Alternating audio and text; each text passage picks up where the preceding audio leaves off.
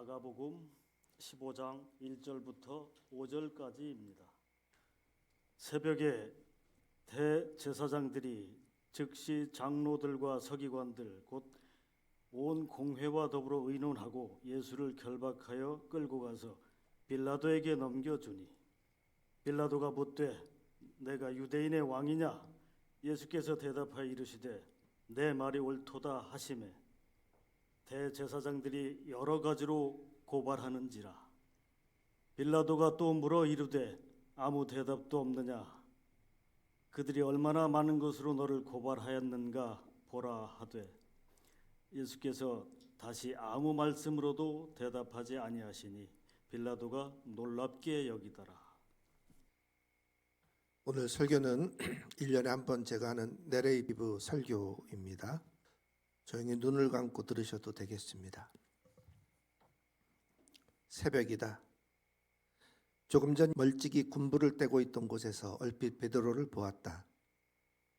불 쬐던 주변 사람들과 실랑이가 벌어진 것 같았다. 무슨 일인가 하여 그쪽을 바라봤는데 아주 잠깐 베드로와 눈이 마주쳤다. 그러더니 이내 베드로가 사라지고 닭 울음소리가 들렸다. 어제 저녁 일이 생각났다. 식탁에서 내가 베드로에게 말했었다. 내가 닭이 2번 울기 전에 3번 나를 부인할 것이라고. 연약한 베드로. 그는 어디선가 자신의 못난 모습을 발견하고 흐느끼고 있을 것이다. 베드로야, 나는 너를 이해한다. 용기를 내라. 그 모습이 너의 전부는 아니야. 나는 괜찮다. 너는 너의 길을 가게 될 것이야. 나는 베드로가 사라진 쪽을 한참 바라보며 마음속으로 그를 응원했다. 나는 지난밤 내내 대제사장 안나스의 집 뜰 기둥에 묶여 시달렸다. 한숨도 쉬질 못했다. 안나스는 은퇴한 늙은 대제사장이다. 그는 함부로 나를 신문할 권한이 없는 자이다. 자기가 직접 처리하기 껄끄러웠던지 나를 사위 가야바 대제사장의 집으로 끌고 갔다. 2집은 50m 지근 거리에 붙어 있었다. 대제사장직은 본래 직계로 물려주는 것이 원칙이나 식민지배던 로마가 사위에게 대제사장직을 승계하도록 허락했다.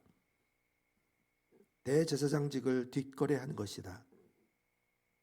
백성들 등을 치고 자기 배를 불리는 타락한 놈들이다. 가야바 대제사장은 장인이 시키는 대로 움직이는 한통속이었다. 가야바 집사람들은 살기가 올라 내게 침을 뱉고 주먹으로 얼굴을 쳤다. 심지어 하인까지 선지자 노릇하라며 손바닥으로 때렸다. 얼굴이 부어오르고 입술이 깨졌다. 얼얼하다. 그들은 자기가 무슨 짓을 하고 있는지 모르고 있었다. 그들도 역시 한숨도 자지 않고 이리저리 움직였다. 대제사장들이 공회를 소집했다. 나를 어찌할지 의논할 것이다. 이들은 나를 죽이기에 혈안이 되어 있었다. 닭이 울었으나 아직 먼동이 트지는 않았다.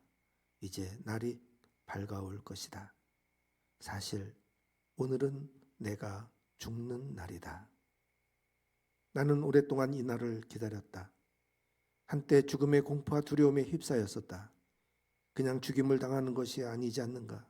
하필이면 가혹한 십자가 형틀이었다. 그래서 나는 피할 길을 찾기도 했었다. 그러나 어젯밤 겟세마네 동산에서 엎드려 기도하며 나는 내 뜻을 접었다. 하나님이 정하신 길, 이것이 나의 길이라면 순종하는 수밖에. 하나님 아버지께서 나와 함께 주시니 능히 감내할 수 있으리라. 그래서 나는 순순히 붙잡혀 주었다. 그랬더니 무슨 전과를 올린 양 흥분하며 이 밤에 이 난리를 피우고 있는 것이다. 눈에 가시 같았던 나를 붙잡았으니 밀란이 일어나기 전에 신속히 없애고 싶었을 것이다. 하지만 대제사장이나 공회는 나를 직접 죽이지 못한다. 결국 이들은 나를 빌라도 총독에게 넘길 것이다. 사실 나에게는 뚜렷한 혐의가 없었다. 이들이 무슨 죄목을 뒤집어 씌울지 고민해야 할 것이다. 아니나 다를까 가야바 집의 공회원들이 모여들기 시작했다. 사내들인 공회는 70명의 장로로 구성된 유대인 최고 법원이다. 의장을 맡은 대제사장까지 모두 71명이다. 나를 정식으로 기사에 재판하려 했다면 날이 밝은 후 성전에서 모여야 한다. 성전에는 리스카트라 하지트, 깨진 돌의 방이란 뜻의 공회 장소가 있었다. 더구나 오늘 같은 명절에는 재판과 같은 일정을 잡지 않는다. 공회 소집은 평일 낮에 해야 한다. 그런데도 급하고 비밀스럽게 나를 처리해야 했기에 가야바는 이 새벽에 긴급히 자기 집으로 공회 소집령을 내렸다. 불법이다. 공회원들은 자다가 긴급 연락을 받고 모였다. 가야바 집은 워낙 넓고 화로운 저택이어서 공회로 모일 큰 방이 있었다. 이 사내들인 공회는 나를 신성모독으로 몰아갈 것이다. 혹은 신성한 성전을 함부로 헐라고 했다며 트집을 잡을 것이다. 그래도 공회는 그런 죄목으로 나를 처형하지 못한다. 로마의 식민 지배를 받는 처지여서 함부로 처형할 권한이 없었다. 더구나 오늘은 죄수도 놓아주는 유월절 명절이 아닌가. 사실 공회에는 나를 변호해 줄 친구들이 있었다. 한밤중에 나를 찾았던 니고데모도 공회원이 아니던가. 하지만 나를 변호하려다가 자칫 봉변당할 수 있다. 적극 나서지는 못할 것이다. 이미 죽을 각오를 했으면서도 마음 한쪽에 신락 같은 희망을 붙들고 있었다. 나는 이 흐트러지는 마음을 다시 붙여잡아야 했다. 예상한 대로 공회는 논란만 벌이다가 결론을 내리지 못했다. 그러면서 비밀 작전을 짜고 있었다. 가짜 증인들을 내세워 나를 반란 주모자로 만들 셈이었다. 공회는 나를 묶고 안토니오 요새로 떠넘기기로 했다. 본래 총독은 가이사라 빌립보에 주둔하지만 6월절 명절에는 성전 북서쪽 망대인 안토니오 요새를 관저로 쓰고 있었다. 예루살렘에 모여드는 순례객들이 워낙 많아 거리 통제와 질서를 위해서이다. 나는 가야바 집에서 20분 거리에 있는 관저까지 끌려갔다. 어느새 날이 훤히 밝아오고 있었다. 동원된 군중은 관정 마당에 나를 세워놓고 모함을 질러대기 시작했다. 밖이 소란스럽자 빌라도가 나와 보았다. 공회 대표로 대제사장들이 나를 고발했다. 우리 백성을 미혹하고 가이사에게 세금 바치는 것을 금하며 자칭 왕 그리스도라 하더이다. 빌라도는 그깟 일로 이 새벽에 야단 법석을 떤다고 생각했을 것이다. 더구나 이른 아침은 아직 공적 업무를 시작할 때가 아니다. 그런데도 군중이 몰려와 성가시게 하니까 빌라도는 마지못해 나를 신문하기 시작했다. 빌라도가 대뜸 내게 물었다. 내가 유대인의 왕이냐? 나는 그렇다고 대답해 주었다. 빌라도는 내가 당연히 아니라고 할 줄 알았나 보다. 흠칫 놀라며 내게 다시 물었다. 그렇다고 대답하면 안 된다는 추궁이었다.